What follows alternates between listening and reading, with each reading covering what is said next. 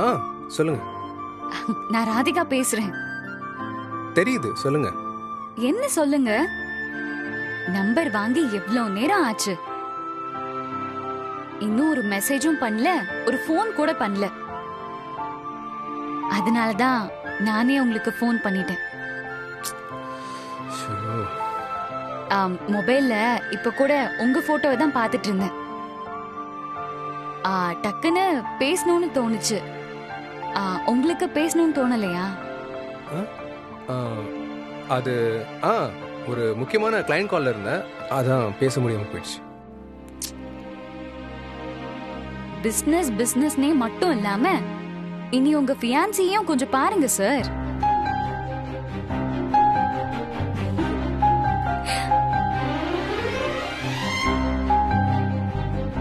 அங்கங்க என்கேஜ்மெண்ட் ஆனதும் அங்க போலாமா இங்க போலாமான்னு உட்பிக்கு மெசேஜ் அனுப்பிட்டு போன் பண்ணிட்டே இருப்பாங்க. நீங்க என்னடானா போன் நம்பர் கூட வாங்காம இருந்தீங்க. நானே வாலண்டரியா வந்து உங்ககிட்ட போன் நம்பர் வாங்க வேண்டியதா இருந்தது. என் ஃப்ரெண்டு சொன்னா இந்த ப்ரீ வெட்டிங் கான்வர்சேஷன் ரொம்ப ஸ்வீட்டா இருக்கும்னு. அப்படியாங்க? தெரியாதுங்க. என்னது? எனக்கு எப்படிங்க தெரியும்? சரி விடுங்க, சேர்ந்தே தெரிஞ்சுப்போம். உங்களுக்கு என்னோட போட்டோவை அனுப்புனது சும்மா பாத்துட்டு போறதுக்கு இல்ல. போட்டோ எப்படி இருந்துச்சுன்னு ஒரு 2 வார்த்தையாவது சொல்லணும்.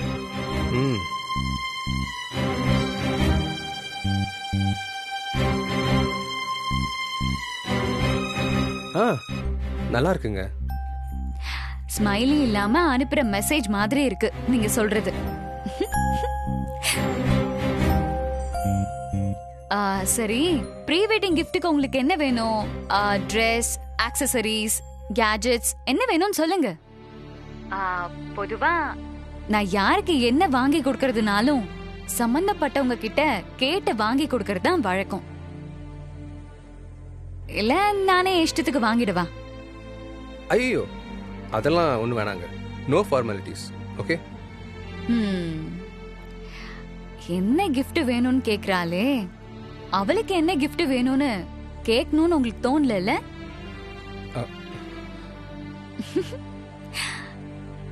சாரி, உங்களுக்கு என்ன கிஃப்ட் வேணும்? ஒன்னும் வேண்டாம். நான் சொன்னதுக்கு அப்புறம் எதுக்கு? நான் கேக்குறதுக்கு முன்னாடியே சொல்லிருந்தா சந்தோஷப்பட்டிருப்பேன். இன்னைக்கு நான் ஒரு ட்ரெஸ் போட்டு வந்தேன்ல, அது எப்படி இருந்தது? எனக்கு ஏதோ ஒரு இன்ட்யூஷன், உங்களுக்கு அந்த கலர் பிடிக்கும்னு எனக்கு தோணுச்சு. அதனாலதான் அந்த கலர் ட்ரெஸ் நான் போட்டு வந்தேன். ஒரு நிமிஷம் இருங்க. மொத்தம் 2,80,000 ரூபாய் ஆயிருக்கு. பாப்பா, எத்தனை கலெக்ஷன்ஸ்! முகூர்த்த புடவையிலே அவ்வளவு இருந்துச்சு. எதை எடுக்கிறது எதை விடுறதுன்னே தெரியல. ஜெரால்டு தம்பிக்கு தான் நம்ம நன்றி சொல்லணும். மொத்த குடும்பத்துக்கும் ஒரே இடத்துல எடுக்க முடிஞ்சது. இது நம்ம குடும்பத்து கல்யாணமா? இதுக்காக எதுக்கு என்கிட்ட போய் நன்றி சொல்றீங்க? அப்ப ரஜினி கல்யாணத்துக்கும் உங்க கடையிலேயே எடுத்துட வேண்டியதுதான்.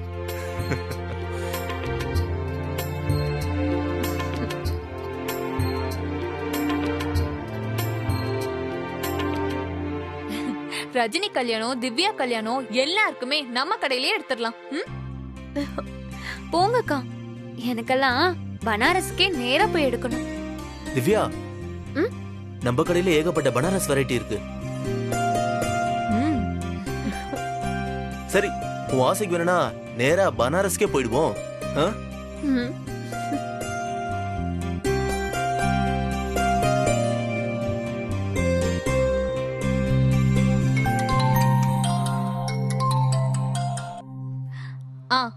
சொல்லுங்க சந்துரு சார். ஆமா sir.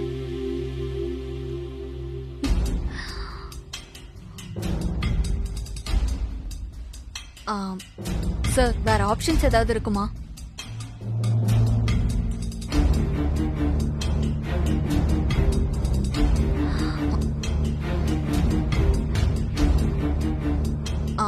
Can you do any favour from your side?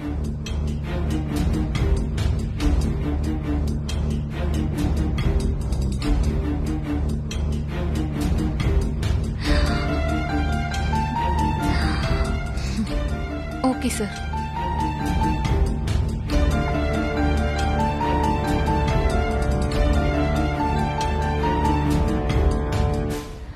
மேரேஜுக்காக Rajini apply பண்ணியிருந்த பேங்க் லோன் கேன்சல் ஆயிடுச்சு.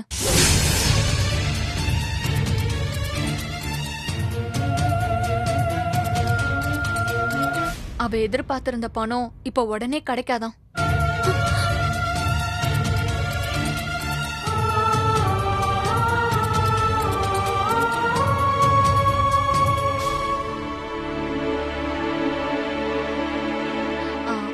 கல்யாணத்துக்காக இந்த பணத்தை தானடி நம்பிட்டு இருந்த. இப்போ இப்படி ஆயிடுச்சே. இப்போ இந்த கல்யாணம் எப்படி நடக்கும்?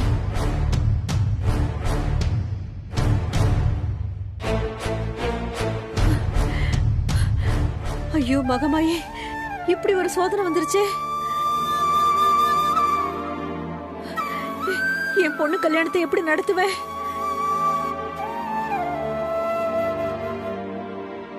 ராத்திரியும் பகலும் இந்த வீட்ல ஒரு நல்லது நடக்கணும்னு தினம் தினம் நான் வேண்டுனது உனக்கு கேட்கலையா?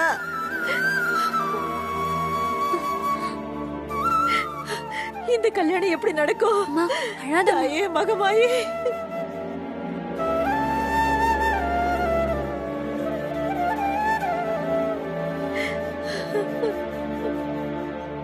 அம்மா ப்ளீஸ் கொஞ்சம் அமைதியா இரு. இந்த லோன் கேன்சல் ஆகும்னு எனக்கு முன்னாடியே தெரியும். அதுக்காக ஒரு ஆல்டர்னேட்டிவ் ஏற்பாடு நான் பண்ணிட்டேன். பணம் ஏற்பாடு பண்றதுல எந்த பிரச்சனையும் இல்ல.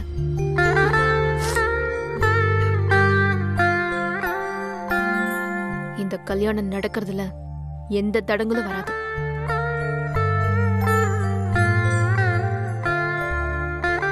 அப்படியே வந்தாலும் அதை உடைச்சிட்டு இந்த கல்யாணத்தை நான் நடத்தி காட்டுவேன்.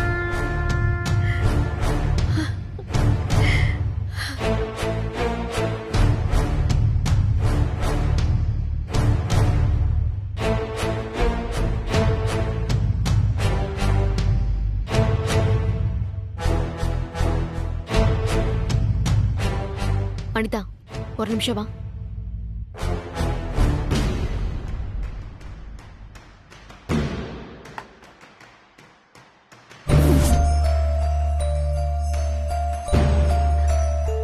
என்னடி சொல்லு. என்னடி நினைச்சிட்டு இருக்கோம் மனசுல? இந்த கல்யாணம் நல்லபடியா நடக்கணும்னு நான் எவ்வளவு கஷ்டப்பட்டு இருக்கேன் தெரியுமா? ஆனா அதை நிறுத்துறதுக்கு நீ எவ்வளவு ட்ரை பண்ற? நம்ம ஃப்ரெண்டு கூட இருந்தா நம்மள புரிஞ்சுக்கிட்டு நம்ம கஷ்டத்தை ஷேர் பண்ணிப்பா நினைச்சுதான் நான் உன்னை வர சொன்னேன். ஆனா நான் செய்யற ஒவ்வொரு காரியத்துக்கும் நீயே எதிரா இருப்பேன்னு நான் கொஞ்சம் கூட நினைச்சு பார்க்கல அனிதா. என் கஷ்டம் எதையும் புரிஞ்சுக்காம எங்க பேர் போட்ட புடவையே எல்லாருக்கும் காட்டணும்னு நினைச்சேன். அதோட நீ விட்டியா? இப்ப என்னடானா எல்லாரும் முன்னாடியும் வந்து பேங்க் லோன் கேன்சல் ஆயிடுச்சுன்னு சொல்ற. ஈரக்கையில கண்ணாடி பாத்திரத்தை தூக்கிட்டு போற மாதிரி இந்த கல்யாணத்தை நடத்துறதுக்காக நான் தவிச்சிட்டு இருக்கேன். நீ என்னடானா அதுல எப்ப கல்லெறிஞ்சு உடைக்கலான்னு பாக்குற?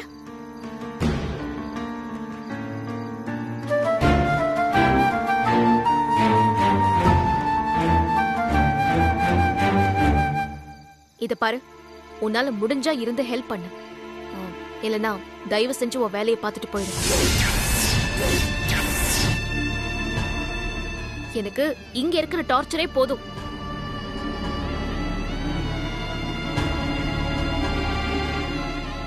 ரஜினி, எங்க 2 பேர் கல்யாணம் நடக்கணும்ன்றதுக்காக நீயும் அரவிந்தும் எவ்வளவு உதவி பண்ணிருக்கீங்க. அதுக்கு நன்றி கடனா உனக்கும் அரவிந்துக்கும் ஹெல்ப் பண்ணுன்ற ஒரே நோக்கத்துக்காக தான் அனிதா இங்க வந்து தங்கியிருக்கா. அவ தங்கியிருக்கிறதுக்கு காரணம் இந்த கல்யாணத்தை நிறுத்தணுன்றதுக்காக இல்ல, உனக்கும் அரவிந்துக்கும் கல்யாணம் நடக்கணுன்றதுக்காக தான்.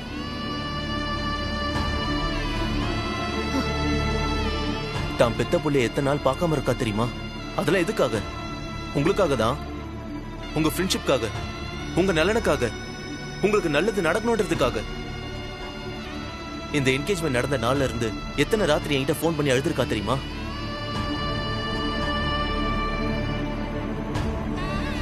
அவ என்னைய குழந்தைய பத்தி விசாரிச்சதை விட உங்களை பத்தி தான் அவ அதிகமா கவலைப்பட்டிருக்கா. எங்க கல்யாணம் நடந்த அடுத்த நொடியே அவ உங்க கல்யாணத்தை பத்தி தான் பேசினா. அவ்வளோ ஏன், எங்க 2 பேருக்கும் குழந்தை பிறந்த அடுத்த நிமிஷம் அவ என்ன தெரியுமா சொன்னா? ரஜினிக்கும் அரவிந்துக்கும் சீக்கிரம் கல்யாணம் நடக்கணும், அவங்களுக்கும் நம்மள மாதிரி குழந்தை பிறக்கணும். நாங்க எப்படி பெஸ்ட் ஃப்ரெண்ட்ஸா இருக்கோமோ அதே மாதிரி எங்க குழந்தைங்களும் பெஸ்ட் ஃப்ரெண்ட்ஸா இருக்கணும்னு சொன்னா. அனிதா என்னைக்குமே உனக்கு எதிரா யோசிச்சது கூட இல்ல ரஜினி.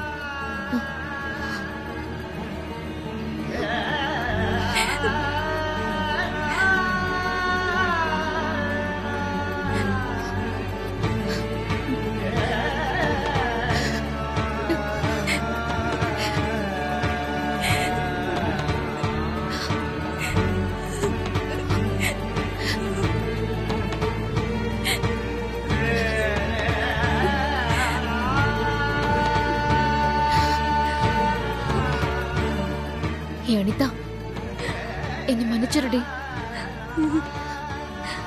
உன்னை தவிர வேற யாராலையும் என் மனசை புரிஞ்சுக்க முடியாது. நான் தாண்டி உன்கிட்ட சாரி கேட்கணும். உனக்கு இருக்கிற டென்ஷன்ல நானும் அப்படியெல்லாம் நடந்திருக்க கூடாது. என்ன மன்னிச்சிட்டேன்னு சொல்லுடி. நமக்குள்ள என்னடி ஃபார்மாலிட்டிஸ்லாம்?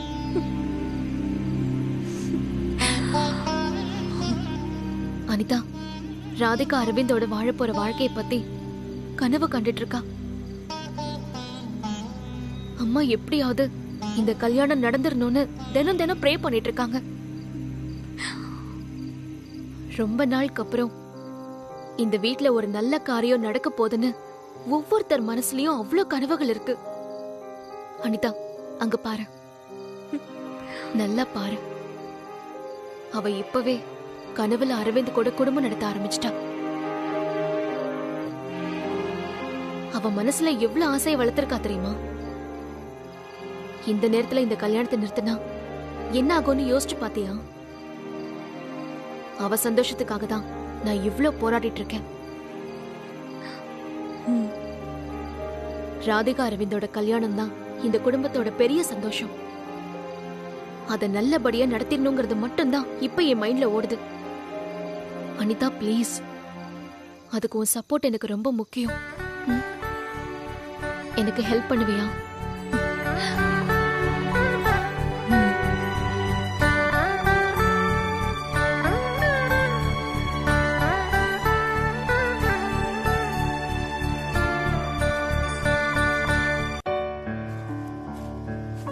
திவ்யா, இந்த சாரிக்கெல்லாம் ஃபால்ஸ் வைக்கணும். இதையெல்லாம் எடுத்து தனியா வச்சிரு. சரிம்மா. பாட்டி பாட்டி, இப்ப ஏன் Dress எடுத்து பார்க்கலாமா? ஏய், காலையில இருந்து எத்தனை வாட்டி எடுத்து எடுத்து பாப்ப? டேய் நில்லுடா. டேய் தம்பி, இதாண்டா உனக்கு எடுத்துக்கிட்டு வந்த Dress. பிரிச்சு பார்த்து எப்படி இருக்குன்னு சொல்லு.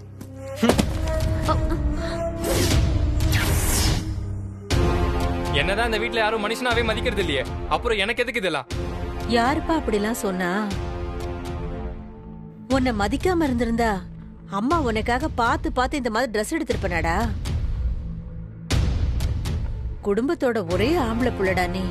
ஏன்டா அப்படிலாம் பேசுற? ஒரே ஆம்பளை புள்ள தானே, அதுக்கு உண்டான மரியாதைய என்னைக்காவது யாராவது எனக்கு கொடுத்திருக்கீங்களா? கல்யாணத்துக்கு எல்லாரும் Dress எடுக்க போயிருக்கீங்க, என்கிட்ட நீங்க ஒரு வார்த்தை சொன்னீங்களா? என்னடா சத்தம்? என்ன பிரச்சனை உனக்கு? அவனை யாரும் மதிக்கலையாம். Dress எடுக்க போனீங்களே, என்கிட்ட ஒரு வார்த்தை சொன்னீங்களான்னு கேக்குறான். ஓ, சொன்னா உடனே வந்திருப்பானா? வந்திருந்தாலும் அங்க வந்து போன் நோண்டிக்கிட்டு கேம் தான் விளையாடி இருப்பான் உன் புள்ள. எப்பவுமே அவன் அப்படி இருந்துட மாட்டாம்மா. அவனுக்குன்னு ஒரு பொறுப்பை கையில கொடுத்து இத செய்டா தம்பின்னு சொன்னா தானமா செய்வான். பொறுப்புங்கிறது ஒருத்தர் கொடுத்து வர்றதில்ல, தானா எடுத்து செய்ய வேண்டியது.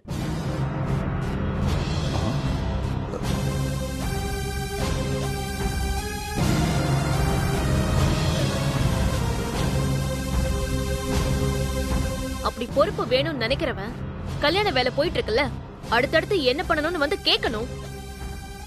அவன் தானே எடுத்து செய்யணும். எல்லா இடத்துலயும் பொறுப்பு இல்லாதவனை அவாய்ட் பண்றீங்க, எந்த வேலையும் இல்லாதவனை அவமானப்படுத்துறீங்க.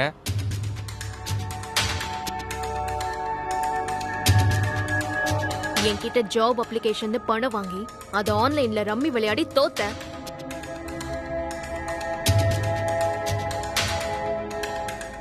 அவ்வளயே நானே வாங்கிட்டு வந்து கையில கொடுத்த அப்ளிகேஷனை ஃபில் பண்ணி அனுப்புனியா நீ? எப்படி உன் மேல நம்பிக்கை வரும்? சரி, இது வரைக்கும் போனது போட்டும். ஒரே ஒரு தடவை உன் மேல நம்பிக்கை வர மாதிரி நீ நடந்து காட்டு.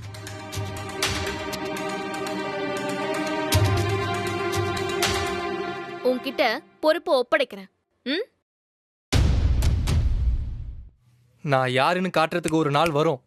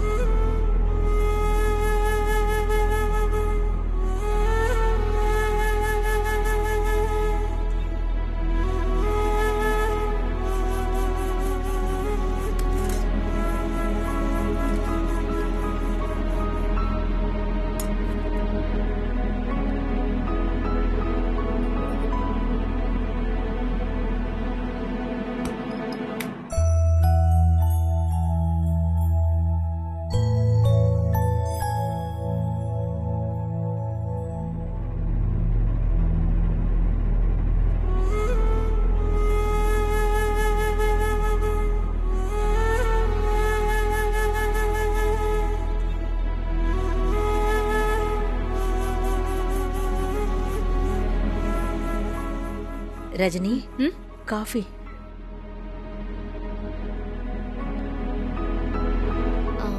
திவ்யா இல்லையாமா? இருக்காளே, ஏமா கேக்குற? இல்ல, வழக்கமா எனக்கு அவ தானே காஃபி கொடுப்பா, அதான் கேட்டேன். ஏன் நான் உனக்கு காஃபி கொடுக்க கூடாதாமா? ஓ, தாராளமா கொடுக்கலாமே. நீ கொடுக்காம வேற யாருமா கொடுக்க போறா?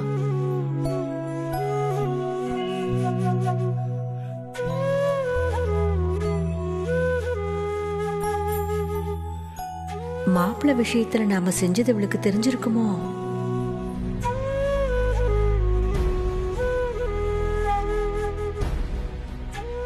என்னம்மா, என்கிட்ட ஏதாவது சொல்லணுமா? ஏதோ சொல்ல வந்து சொல்லாம தயங்குற மாதிரி இருக்கு. அதெல்லாம் ஒண்ணு இல்லம்மா.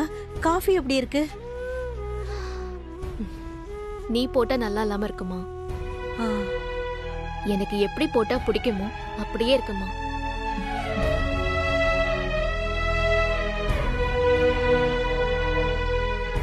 ஹோட்டல்ல தான் கல்யாணம் வேண்டான்னு சொன்னதா சொன்னா. விஷயம் தெரிஞ்சு சொன்னாளா இல்ல தெரியாம சொன்னாளான்னு தெரியலையே.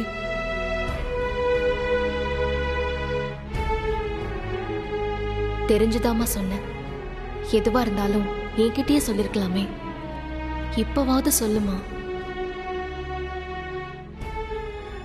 அம்மா, என்ன யோசிக்கிற? வந்ததுல இருந்து பதட்டமாவே இருக்கியே. ஏதாவது வேணும்னா தயங்காம சொல்லு. அதெல்லாம் ஒண்ணு இல்லம்மா. நீ காஃபிய குடிச்சிட்டு கிளாஸ குடுத்துட்டேன்னா வாங்கிட்டு போலான்னு வெயிட் பண்ணிட்டு இருக்கேம்மா.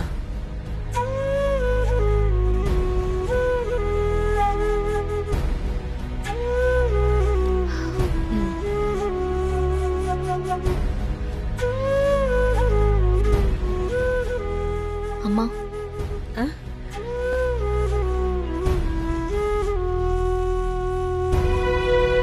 கல்யாணத்துல ஏகப்பட்ட வேலை இருக்கே. இவ அதையெல்லாம் எப்படி செஞ்சு முடிப்பான்னு யோசிக்காத. கண்டதையும் நினைச்சுக்கிட்டே இருந்தா செய்ய வேண்டியதை தெளிவா செய்ய முடியாது. சரிம்மா, நான் பண்ணதெல்லாம் தெரிஞ்சுக்கிட்டே நம்ம கிட்ட தெரியாத மாதிரி இருக்கிறாளோ இல்ல உண்மையாவே தெரியாதா? ஒரே குழப்பமா இருக்கே.